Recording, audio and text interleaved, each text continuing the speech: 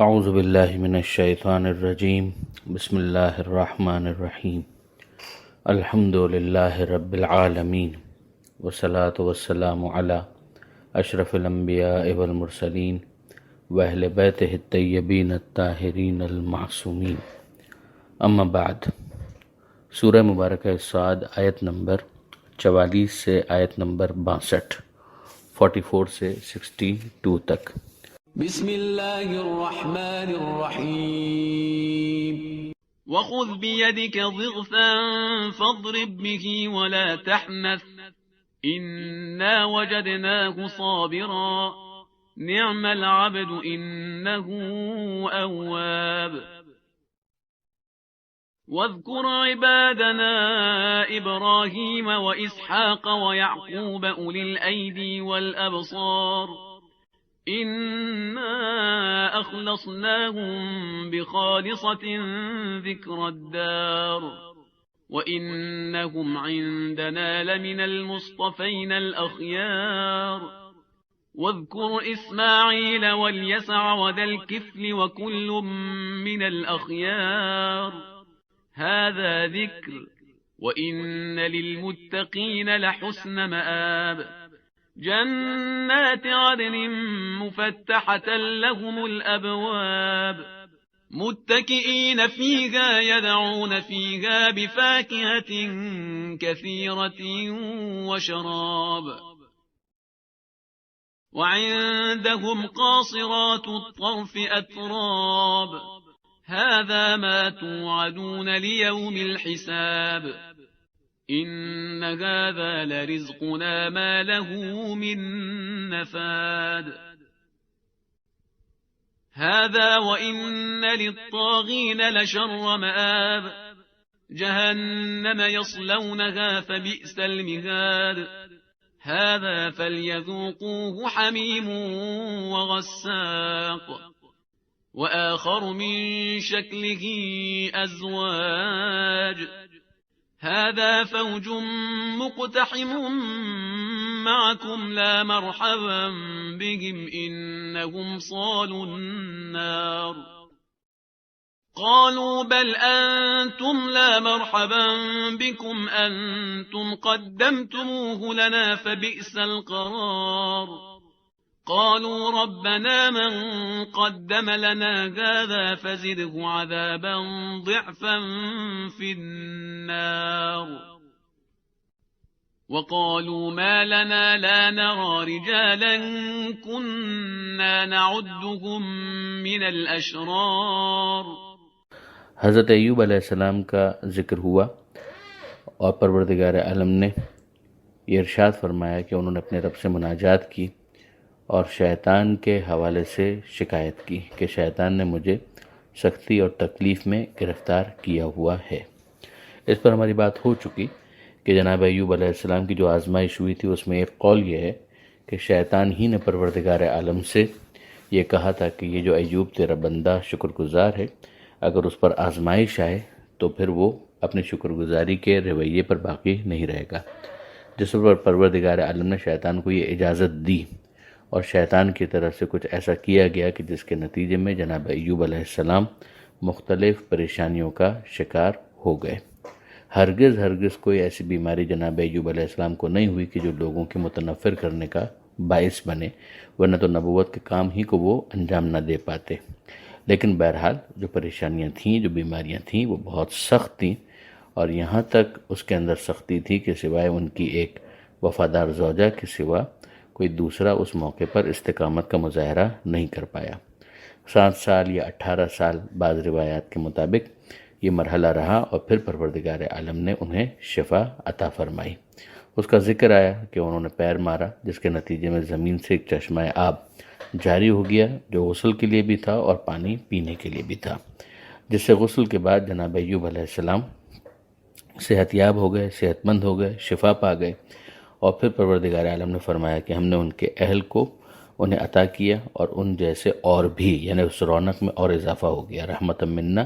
یہ ہماری طرف سے رحمت تھی اور ذکر لأولی الالباب، لوگوں کے لیے جو عقل مند ہیں ان کے لیے ایک نصیحت یہاں پر یہ تو بہت ہی واضح ہے کہ پریشانی کے بعد آسانی بھی آتی ہے۔ ان مع العسر یسرا، عسر کے بعد یسر، مشکل کے بعد آسانی، پریشانی کے بعد کمفرٹ کا زمانہ آتا ہے۔ اب جب جناب ایوب علیہ السلام شفا یاب ہو گئے تو ایک مشکل باقی رہ گئی، اور وہ مشکل یہ تھی کہ جناب ایوب علیہ السلام کی زوجہ جو بہت وفادار، جو بہت ہی خدمت گزار ثابت ہوئی تھی، مگر ایک کام ایسا ہو گیا جس کا ذکر قرآن میں نہیں آیا ہے۔ قرآن مجید کے اندر جو کچھ آیا ہے اس سے اندازہ ہوتا ہے کہ ایک بیک گراؤنڈ تھا۔ وہ بیک گراؤنڈ جو تفاسیر کے اندر آیا ہے اور جو کسی حد تک قابل قبول بھی ہے، وہ یہ ہے کہ جناب ایوب علیہ السلام کی زوجہ جو اپنے شوہر کی طویل بیماری سے پریشان تھی اور چاہتی تھی کہ کسی طریقے سے انہیں شفا ملے، تو کسی موقع پر شیطان نے انہیں اپروچ کیا، اور ظاہر ہے کہ پیکر بشری ہی کے اندر اس نے اپروچ کیا کہ میں طبیب ہوں اور میرے پاس علاج ہے، مگر میں چاہتا یہ ہوں کہ جب علاج ہو جائے تو ایک مرتبہ ایوب فقط یہ کہہ دے کہ یہ شفا میری طرف سے ہے۔ یعنی اب اگر آپ اس بیک گراؤنڈ کے اندر دیکھیں تو شیطان کا مقصد یہی تھا کہ جملہ کچھ ایسا نکلے کہ جو توحید کے منافی ہو اور دل و دماغ کے اندر کہیں خدا مائنس ہو جائے۔ جناب ایوب علیہ السلام کی زوجہ نے اس بات کو اپنے شوہر کے سامنے پیش کر دیا، اور جناب ایوب علیہ السلام نے فوراً جج کر لیا کہ یہ شیطان ہے کہ جو اس موقع پر مجھے اپنی ریاضت کے نتیجے سے دور کرنا چاہتا ہے، اور چاہتا ہے کہ میری زبان سے کوئی ایسا جملہ نکل جائے جو قابل گرفت ہو۔ تو جناب ایوب علیہ السلام نے نہ فقط یہ کہ شیطان کی اس پیشکش کو رد کر دیا، بلکہ اپنی زوجہ کے بارے میں بھی ایک سخت جملہ کہہ دیا اور نظر مان لی کہ اگر میں شفا یاب ہو گیا تو میں تمہیں 100 درے لگاؤں گا۔ اب ظاہر ہے کہ جناب ایوب علیہ السلام نبی خدا ہونے کے اعتبار سے اگر انہوں نے یہ کہا تھا تو اب اس کی پاسداری کس طریقے سے کی جائے کہ ایک طرف یہ قسم یا نظر ہے اور دوسری طرف ان کی زوجہ کا بڑا اعلیٰ کردار ہے۔ تو جب وہ شفا یاب ہو گئے، غصہ ٹھنڈا ہو گیا اور انہیں یہ احساس بھی ہو گیا کہ شیطان کا وہ مکر و فریب، میری زوجہ کم سے کم اس میں شریک نہیں تھی، اس کی توجہ اس مکر و فریب کی طرف نہیں ہوئی، لہذا اس نے فقط گویا ترسیل پیغام کیا ہے۔ تو اس موقع پر جناب ایوب علیہ السلام پریشان تھے۔ پروردگار عالم نے ایز اے اسپیشل کیس آپ یوں کہہ لیجئے کہ اس موقع پر چاہا کہ ایک ہیلے کے ذریعے سے اس مسئلے کو حل کیا جائے۔ تو ارشاد ہوتا ہے وَخُذْ بِيَدِكَ ضِغْثًا فَاضْرِب بِهِ وَلَا تَحْنَثْ، اپنے ہاتھ میں گچھا لے کر اسے مارو، ولا تحنث، اور اپنی قسم کی مخالفت نہ کرو۔ اب ظاہر اس گچھے سے لگنا تو کچھ بھی نہیں ہے، اور یہ بھی اپنی جگہ پر سمجھ میں آتا ہے کہ کسی اور کے بارے میں کوئی قسم کیسے کھا سکتا ہے، لیکن یہ نبی خدا کا معاملہ ایک ظاہر ہے کہ آؤٹ آف دا وے جا کر توحید کے جذبے سے مغلوب ہو کر جناب ایوب علیہ السلام نے جو کچھ کہا تھا، پروردگار عالم نے پسند فرمایا کہ اس کا جو ظاہری لحاظ کم سے کم ہے اس کا مظاہرہ ہو جائے، اور چونکہ زوجہ کا کوئی قصور بھی نہیں ہے تو اس طرح سے ہو کہ وہ اس تکلیف کے احساس سے دور رہے۔ تو یہ اس طرح سے ہوا، وہ نظر ہے کہ 100 درے اگر لگیں تو اس کی تکلیف بہت زیادہ ہوگی، اور جبکہ ان کا قصور نہیں ہے اور کسی طریقے سے ایوب علیہ السلام کے لیے بھی گنجائش پیدا کی جائے، تو یہ یہاں پر ایک ایسا ہیلہ ہے کہ جس کے ذریعے سے پروردگار عالم نے اس مسئلے کو حل کیا۔ پھر آگے ارشاد ہوا کہ اِنَّ وَجَدْنَاهُ صَابِرًا، کہ ہم نے ان کو صابر پایا، نعم العبد، وہ کتنے اچھے بندے تھے، انہو اواب، اور وہ لو لگانے والے تھے۔ اب یہ بار بار لو لگانا یہ بہت امپورٹنٹ ہے، اسی سے مناجات، پروردگار عالم سے راز و نیاز، پروردگار عالم سے گفتگو کرنا، نجوہ کرنا، اس کی کتنی اہمیت ہے وہ ہمیں سمجھ میں آتی ہے۔ اب یہاں پر جناب ایوب علیہ السلام کا ذکر مکمل کر دیا گیا۔ اب اس کے بعد پروردگار عالم فرماتا ہے وَاذْكُرْ عِبَادَنَا، اے حبیب ذکر کیجئے ہمارے بندوں کا، یہ واپس ذکر کیجئے، جس طرح سے پہلے ہم نے دیکھا ایوب علیہ السلام کے حوالے سے بھی یہ روش اختیار کی گئی، داؤد علیہ السلام کے حوالے سے بھی، اب یہاں پر انبیاء کے ناموں کا ایک سلسلہ ہے، ابراہیم و اسحاق و یعقوب، ابراہیم، اسحاق اور یعقوب یہ ہمارے بندے ہیں، ان کا ذکر کیجئے، اولی الایدی، کہ جو طاقت والے تھے، جن کے پاس دسترس تھی، خاص دسترس تھی، اولی الایدی یعنی ان کے پاس طاقت تھی، دسترس تھی، والابصار، اور آنکھوں والے تھے، یعنی قوت بھی تھی اور ان کے پاس علم بھی تھا، بصیرت بھی تھی اور طاقت بھی تھی، مگر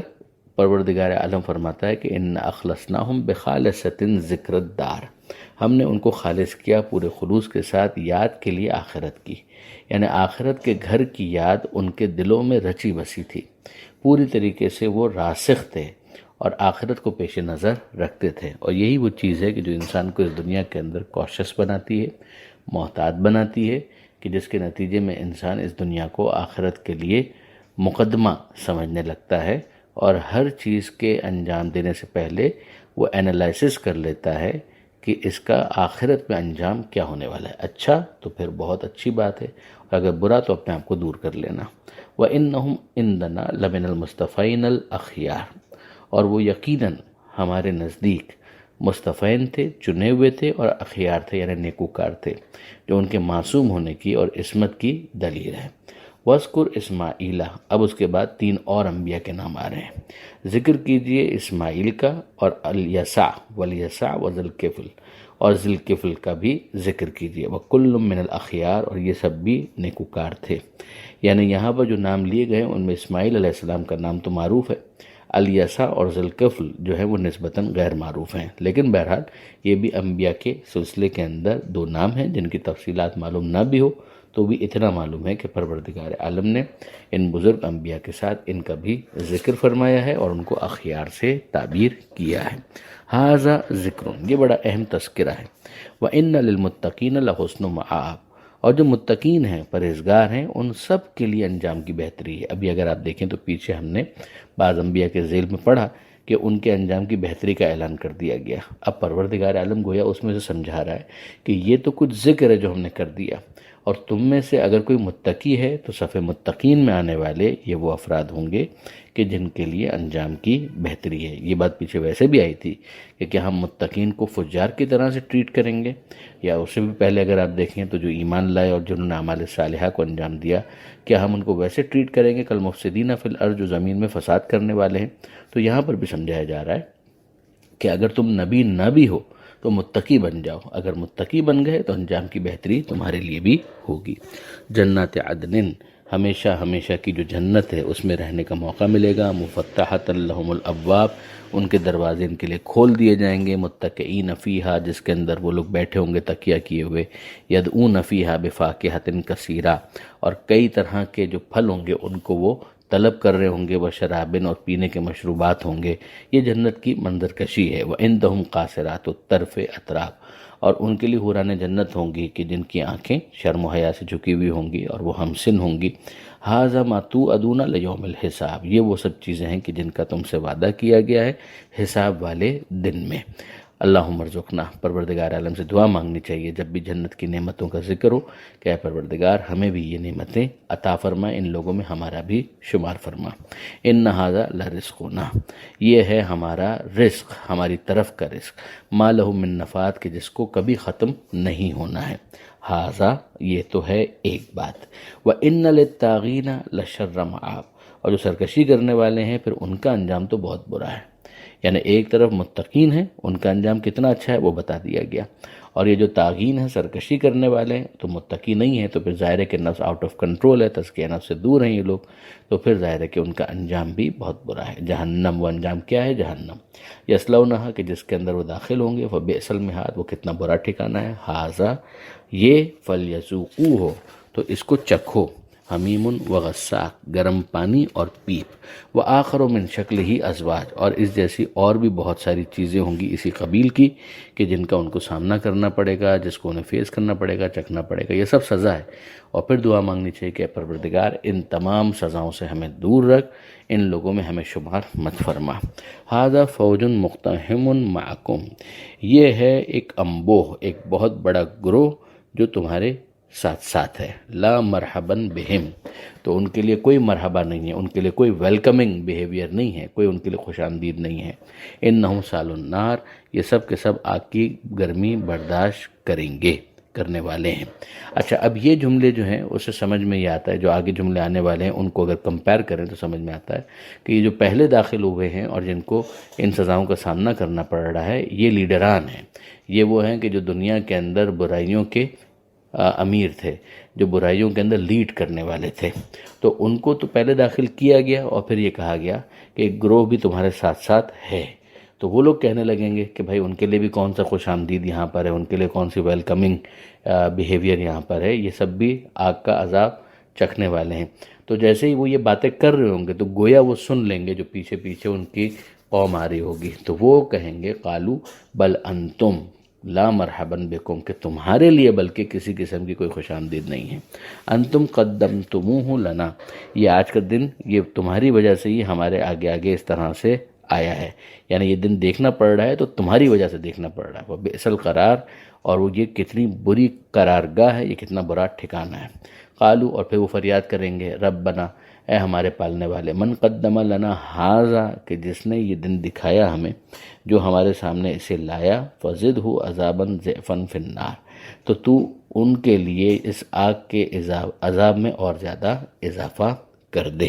اب ظاہر ہے کہ اس موقع پر جو لیڈران ہیں وہ ان سے بیزار ہیں، اور یہ جو پیروکار ہیں وہ اپنے لیڈران سے بیزار ہیں۔ کاش کہ یہ بیزاری کا اعلان انہوں نے دنیا کے اندر کر دیا ہوتا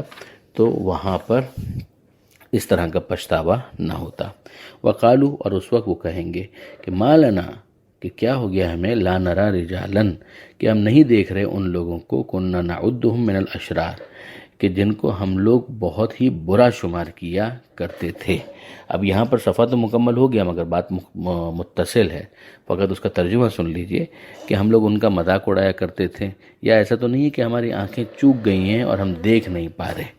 یعنی وہ بھی یہیں پر ہیں لیکن ہم دیکھ نہیں پا رہے، دنیا میں تو ہم انہیں بہت برا سمجھا کرتے تھے۔ تو اس موقع پر پروردگار عالم کی طرف سے یہ اعلان ہو رہا ہے کہ یہ حق ہے۔ کیا چیز حق ہے؟ یہ جو آگ والوں کا آپس میں جھگڑا کرنا، آگ والوں کا آپس میں الجھنا،